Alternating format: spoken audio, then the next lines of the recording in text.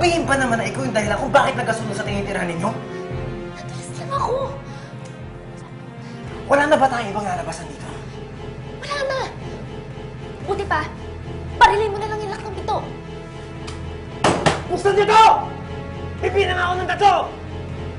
Isa! Dalawa! Tatlo! Angelina! Angelina!